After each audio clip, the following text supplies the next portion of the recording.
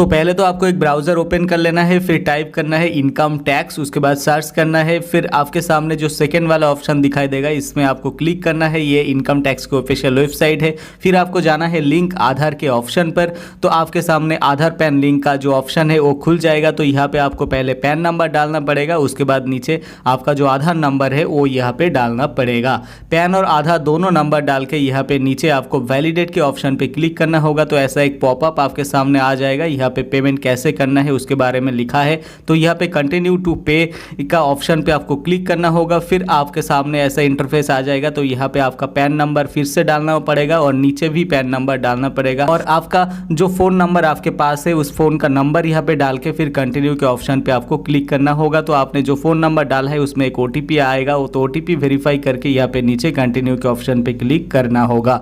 फिर income tax का ये जो पहला वाला ऑप्शन है इसमें आपको ओपन करना है। उसके बाद असेसमेंट जो ईयर है ये आप कोई भी डाल दीजिएगा, 23 या 24 या 22 या 23। उसके बाद नीचे का जो ऑप्शन है टाइप ऑफ पेमेंट, तो यहाँ पे सेकंड वाला अदर रिसिप्ट के ऑप्शन पे आपको क्लिक करके नीचे कंटिन्यू के बटन पे क्लिक करना होगा। उसके बाद नीचे देखिए आपको 1000 का पेमेंट का ऑप्शन दिखाई दे रहा होगा। उसके बाद यहाँ पे कंटिन्यू के ऑप्शन पे आप क्लिक करिए।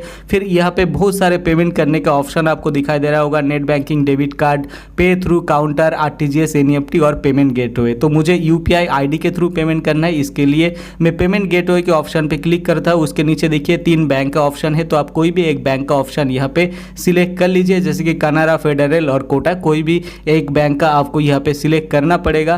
तो मैं कनारा बैंक को यहाँ पे सिलेक्ट कर देता हूँ। उसके बाद नीचे यहाँ पे कंटिन्यू के ऑप्शन पे आपको क्लिक करना होगा। तो आपका पूरा पेमेंट डिटेल्स दिखाएगा। फिर यहाँ पे नाउ के ऑप्शन पे क्लिक करना होगा। तो एक टर्म्स एंड कंडीशन को आपको एग्री करके यहाँ पे जो स्टार्ट बटन है यहाँ पे क्लिक करना होगा।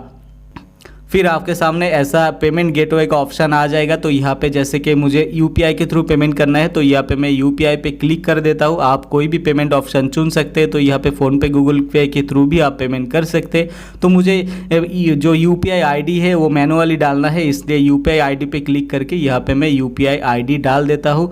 उसके बाद नीचे यहाँ पे वेरीफाई का ऑप्शन है। तो यहाँ पे वेरीफाई कर लेना होगा कि UPI ID सही है कि नहीं। उसके बाद यहाँ पे प्रोसीड के ऑप्शन पे क्लिक करना होगा। तो आपका जो UPI ID आपने डाला है उसमें एक आपको नोटिफिकेशन आ जाएगा। तो उसे अप्रूव कर देने से ये जो पेमेंट है ये ऑटोमेटिकली सक्सेसफुल हो जाएगा। तो यहाँ से आपको बिल्कुल भी बैक नहीं करना है। आपका जो भी आप पेमेंट मेथड यूज़ करके इसे कंप्लीट करें, यहाँ से आप बिल्कुल भी बैक मत करिएगा, नहीं तो ये पेमेंट फेल हो जाएगा। तो यहाँ से पेमेंट सक्सेसफुल होने से इसके सामने दिखाई दे रहा होगा।